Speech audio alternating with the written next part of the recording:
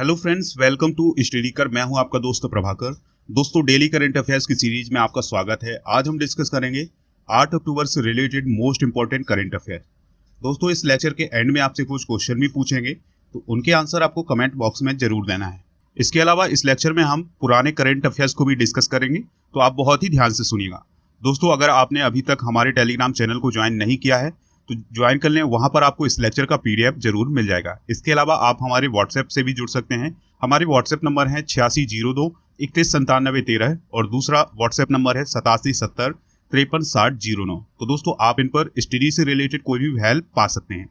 इसके अलावा आप स्टडी कर को खबरिया पर फॉलो कर लीजिएगा, जहां पर आपको मोस्ट इंपॉर्टेंट ऑडियो लेक्चर मिलेंगे। चलिए फ्रेंड्स, बिना समय गवाए डिस्कस करते हैं आज का पहला क्वेश्चन। ध्यान से सुनना है आपको। जिम कॉर्बेट पार्क का नाम बदल करके क्या कर दिया गया है? तो दोस्तों, हाल ही में जिम कॉर्बेट पार्क का नाम बदल करके रामगंगा नेशनल पार्क कर दिया गया है। दोस्तों, उत्तराखंड के कॉर्बेट टाइगर रिजर्व का नाम जल्द ही बदल दिया जाएगा। इस नेशनल पार्क का अब नया नाम होगा रामगंगा नेशनल पार्क। दोस्तों, क्या हुआ है कि 3 अक्टूबर के दिन केंद्रीय वन और पर्यावरण राज्य मंत्री अश्विनी चौबे ने जिम कॉर्बेट नेशनल पार्क का दौरा किया था। इस दौरान अश्विनी चौबे ने नेशनल पार्क का नाम बदलकर रामगंगा राष्ट्रीय उद्यान करने का ऐलान किया। साल 1936 में इस नेशनल पार्क की स्थापना के समय इस पार्क का नाम हैली नेशनल पार्क था। दोस्तों, यह संयुक्त प्रांत के गवर्नर मेल्कन हैली के नाम पर रखा गया था। चलिए फ्रेंड्स, कुछ और पॉइंट डिस्कस करते हैं जिम कॉर्बेट नेशनल पार्क के बारे में। अब इसे क्या कहा जाएगा? Ramganga national park.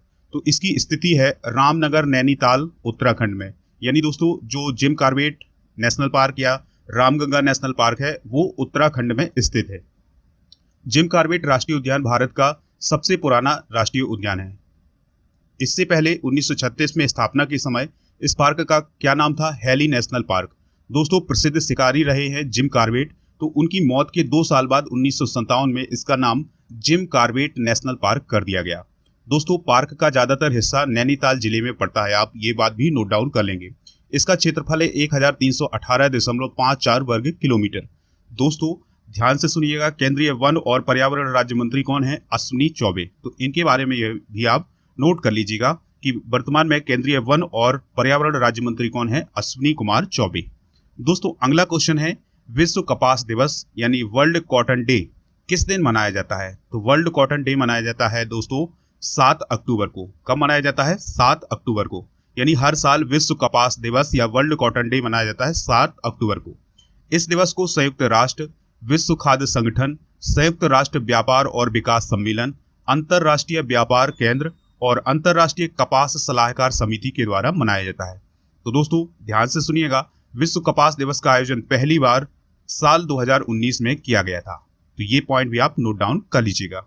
चलिए फ्रेंड्स, अगला क्वेश्चन डिस्कस करते हैं। अगला क्वेश्चन है विश्व स्वास्थ्य संगठन यानी WHO ने 6 अक्टूबर 2021 को दुनिया की पहली किस वैक्सीन के बच्चों पर व्यापक इस्तेमाल की सिफारिश दी है? तो दोस्तों, हाल ही में WHO ने मलेरिया की वैक्सीन की सिफारिश की है कि ये बच्चों को लगाई जाए। दोस्तों, विश्व स्वास्थ्य संगठन ने दुनिया की पहली मलेरिया वैक्सीन को बच्चों पर व्यापक इस्तेमाल की सिफारिश की है। WHO ने इसे विज्ञान, बच्चों के स्वास्थ्य और मलेरिया नियंत्रण के लिए बड़ी उपलब्धि करार दिया है। दोस्तों, यह वैक्सीन मच्छर से होने वाली बीमारी के खिलाफ विश्व का पहला टीका है। तो याद रखिएगा, हाल ही में WHO ने क्या सिफारिश की है कि जो मलेरिया की वैक्सीन बनी है उसका इस्तेमाल बच्चों पर किया जाए। और दोस्तों, यह जो वैक्सीन होगी यह मलेरिया यानी मच्छर से होने वाली जो बीमारियां होंगी उनके खिलाफ काम करेगी। मलेरिया से एक वर्ष में दुनिया भर में 4 लाख से अधिक लोगों की मौत होती है। तो ये आंकड़ा भी आप याद रखिएगा कि भारत में मलेरिया से हर साल 4 लाख से अधिक लोगों की मौत हो जाती है। दोस्तों, बात आई है विश्व स्वास्थ्य संगठन की। तो इसकी स्थापना हुई थी 7 अप्रैल 1948 को। हेडक्वार्टर है जिनेवा, स्विट्जरलैंड में। और इसके वर्तमान में महानिदेशक हैं टेड्रोस एडहानोम। क्या नाम है दोस्तों? टेड्रोस एडहानोम। अगला क्वेश्चन है, इंपॉर्टेंट क्वेश्चन है, IPL के एक सत्र में सबसे ज्यादा 29 विकेट लेने वाले पहले भारतीय खिलाड़ी कौन बन गए हैं? तो दोस्तों, एक सत्र में 29 विकेट लेने वाले पहले भारतीय खिलाड़ी बने हैं हर्षल पटेल। कौन दोस्तों? हर्षल पटेल। 6 अक्टूबर को अबू धाबी के शेख जायद स्टेडियम में खेले गए मैच में हर्षल पटेल ने शानदार गेंदबाजी करते हुए सनराइजर्स हैदराबाद के खिलाफ 3 विकेट लिए। इसके बाद उन्होंने यह उपलब्धि हासिल कर ली कि उन्होंने IPL के इतिहास में 29 विकेट लिए हैं एक सीजन के अंदर। दोस्तों हर्षल पटेल आईपीएल के किसी भी एक सीजन में सबसे ज्यादा विकेट हासिल करने वाले पहले भारतीय गेंदबाज बन गए हैं। हर्षल ने अब तक कितने विकेट लिए हैं तो याद रखिएगा 29 विकेट लिए हैं। बीते साल जसप्रीत बुमराह ने मुंबई इंडियंस की तरफ से खेलते हुए 27 विकेट हासिल किए थे, जबकि 2017 में भुवनेश्वर कुमार ने 26 विकेट लेने का कारनामा किया था। चलिए फ्रेंड्स, अगला क्वेश्चन डिस्कस करते हैं। इंपॉर्टेंट क्वेश्चन है, आपको बहुत ही ध्यान से सुनना है। किस राज्य सरकार ने भारत का पहला ई फिश मार्केट ऐप फिश वाले लॉन्च किया है? कौन सा ऐप है दोस्तों? फिश वाले। तो फिश वाले जो ऐप है वो लॉन्च किया गया है असम में। तो असम ने मछली पालकों के लिए फिश वाले ऐप लॉन्च किया है। इसे भारत का पहला ई फिश मार्केट ऐप कहा जा रहा है। दोस्तों इस ऐप के माध्यम से खरीदारों और विक्रेताओं दोनों को मछली, जलीय कृषि उपकरण, दवा, मछली फीड और मछली बीज ऑनलाइन एक ही प्लेटफॉर्म पर बेचने पर मदद मिलेगी। दोस्तों इस ऐप को राज्य के मत्स्य विभाग के सहयोग से Aquavilu global aquaculture solutions private limited के द्वारा विकसित किया गया है। याद रखिएगा दोस्तों, असम पूर्वोत्तर का एक राज्य है और यहाँ के मुख्यमंत्री कौन है? हेमंता बिश्वा शर्मा।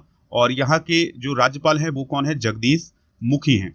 और यहाँ की राजधानी है दिसपुर। चलिए फ्रेंड्स, अगला क्वेश्चन डिस्कस करते हैं। इंपॉर्टेंट क्वेश्चन है ये भी। विश्व पर्यावरण दिवस यानी वर्ल्ड हैबिटेट डे कब मनाया गया? तो दोस्तों 2021 में वर्ल्ड हैबिटेट मनाया गया है, यानी वर्ल्ड हैबिटेट डे मनाया गया है। कब? 4 अक्टूबर को। दोस्तों हर साल 4 अक्टूबर के माह के पहले सोमवार को, याद रखिएगा, हर साल अक्टूबर माह के पहले सोमवार को विश्व पर्यावरण दिवस मनाया गया है। इस साल विश्व पर्यावरण दिवस मनाया गया है 4 अक्टूबर को। दोस्तों यह दिन संयुक्त राष्ट्र की एक पहल है, यानी इसको कौन मनाता है? संयुक्त राष्ट्र मनाता है। इसका उद्देश्य है, इस दिन को मनाने का जो खास उद्देश्य है दोस्तों, इंसान के मूल अधिकारों की पहचान करना और पर्याप्त आश्रय देना, गरीबी को समाप्त करके बेहतरी के लिए जमीनी स्तर पर कार्रवाई करना, देश, दुनिया और कस्बों की स्थिति में सुधार करना। तो आप ये सब याद कर लेंगे और इसको नोट डाउन कर लेंगे। दोस्तों 2021 की थीम क्या है? तो एक्सक्लेरेटिंग अर्बन एक्शन फॉर ये कार्बन फ्री वर्ल्ड। तो आप ये थीम भी आप नोट डाउन कर लीजिएगा। अगला क्वेश्चन है, बहुत ही इंपॉर्टेंट क्वेश्चन है दोस्तों, ध्यान से सुनना है। जिमैक्स 21 द्विपक्षीय समुद्र अभ्यास भारत और किस देश की नौसेना के बीच आयोजित हुआ है? तो कौन सा युद्ध अभ्यास है दोस्तों? जिमैक्स। तो जिमैक्स हुआ है भारत और जापान के बीच। किसके बीच दोस्तों? भारत और जापान के बीच। तो भारत और जापान के बीच 5वां संस्करण का समुद्री द्विपक्षीय अभ्यास जिमैक्स 21 का जो आयोजन है वो 6 से 8 अक्टूबर 2021 तक अरब सागर में आयोजित किया जाएगा। दोनों देशों के बीच पहला नौसैनिक अभ्यास जनवरी 2012 में हुआ था। ध्यान से सुनिएगा दोस्तों, यह 5वां संस्करण हो रहा है 2021 में और पहला संस्करण हुआ था 2012 में। इसका उद्देश्य है समुद्री संचालन के पूरे स्पेक्ट्रम में कई उन्नत अभ्यासों के संचालन के माध्यम से परिचालन प्रक्रियाओं की एक सामान्य समझ विकसित करना और अंतर संचालन क्षमता को बढ़ावा देना। यानी दोस्तों जो समुद्री क्षेत्र में जो सेनाएं हैं वो किस प्रकार से काम करती हैं, उनके एक दूसरे को कामों को समझना और एक दूसरे का सहयोग करना इस अभ्यास का उद्देश्य है। दोस्तों यह दोनों नौसेनाओं के बीच सहयोग और आपसी विश्वास को बढ़ाएगा। और आप याद रखिएगा कि ये 5वां संस्करण कहाँ हो रहा है? अरब सागर में हो रहा है। चलिए फ्रेंड्स, अगला क्वेश्चन डिस्कस करते हैं। इंपॉर्टेंट क्वेश्चन है ये भी। भारतीय भारोत्तोलन महासंघ यानी president of Indian weight lifting federation के नए अध्यक्ष कौन बने हैं? तो उनका नाम है सहदेव यादव। दोस्तों सहदेव यादव को 2021 से 2025 की अवधि के लिए अध्यक्ष और आनंद गौड़ा को महासचिव बनाया गया है। यानी president of Indian weight lifting federation कौन बने हैं? सहदेव यादव। और महासचिव कौन बने हैं दोस्तों? आनंद गौड़ा। अब हाल ही में किए गई कुछ नियुक्तियां भी डिस्कस कर लेते हैं। दूरसंचार विभाग के नए सचिव कौन बने हैं? तो उनका नाम है के राजा रमन। और भारत के मुख्य हाइड्रोग्राफर कौन बने हैं? अधीर अरोड़ा। और खेल विभाग की नई खेल सचिव कौन बनाए गए हैं? तो उनका नाम है सुजाता चतुर्वेदी। क्या नाम है दोस्तों? सुजाता चतुर्वेदी। रेटिंग्स एजेंसी क्रिसिल के नए एमडी और सीईओ कौन बनाए गए हैं? अमिश मेहता। और भारतीय वायुसेना के नए उप प्रमुख कौन बने हैं? संदीप सिंह। यानी भारतीय वायुसेना के उप प्रमुख यानी वाइस चीफ कौन बनाए गए हैं? संदीप सिंह। तो ये नियुक्तियां भी आप नोट डाउन कर लीजिएगा। चलिए फ्रेंड्स, अब हम करते हैं करंट अफेयर्स का रिवीजन, जिसमें हम पिछले करंट अफेयर्स को रिवीजन करेंगे। हाल ही में बांग्लादेश ने अपनी अर्थव्यवस्था को बढ़ाने के लिए किस देश के साथ 200 मिलियन अमेरिकी डॉलर की मुद्रा विनिमय सुविधा को मंजूरी दी है? तो श्रीलंका के साथ। महाराष्ट्र सरकार ने कितने प्रतिशत ईडब्ल्यूएस कोटे के तहत मराठा आरक्षण को मंजूरी दी है? तो 10% कोटे के साथ। किस देश में वर्ल्ड फ्लू का H1N1 यानी दोस्तों ध्यान से सुनिएगा, किस देश में वर्ल्ड फ्लू का H10N3 स्ट्रेन के संक्रमित पहले व्यक्ति का मामला सामने आया है? तो ये मामला आया है चीन में। यानी वर्ल्ड फ्लू का H10N3 जो वायरस होता है उसका पहला मामला कहाँ आया है? चीन में आया है। हाल ही में किस देश की सरकार ने कहा है कि अब देश के प्रत्येक दंपति को 2 नहीं बल्कि 3 बच्चों को जन्म देने की अनुमति दी गई है? तो 3 चाइल्ड पॉलिसी किस देश में लागू की गई है? तो ये की गई है चाइना में। दोस्तों वर्ल्ड मिल्क डे कब मनाया जाता है? तो याद रखिएगा ये जून में मनाया जाता है। ये थे कुछ पुराने करंट अफेयर्स, तो दोस्तों आप इनको भी नोट डाउन कर लीजिएगा। अब हम उन प्रश्नों की बात करते हैं जिनके आंसर आपको कमेंट बॉक्स में देना है। तो पहला क्वेश्चन है, भारतीय वायुसेना के नए उपप्रमुख कौन बने हैं? दूसरा क्वेश्चन है, असम के मुख्यमंत्री कौन है? तीसरा है, WHO का मुख्यालय कहाँ है? जिम कॉर्बेट नेशनल पार्क कहाँ स्थित है? और पांचवा क्वेश्चन है, केंद्रीय वन और पर्यावरण राज्य मंत्री वर्तमान में कौन है? तो इन सभी प्रश्नों के जवाब आपको कमेंट बॉक्स में जरूर देना है। दोस्तों कल के जो प्रश्न थे उनके सही जवाब दिए है अजीत प्रजापति और प्रीति मंडल ने। तो दोस्तों आप भी सही जवाब दीजिएगा और हमें इंतजार रहेगा आपके जवाब का।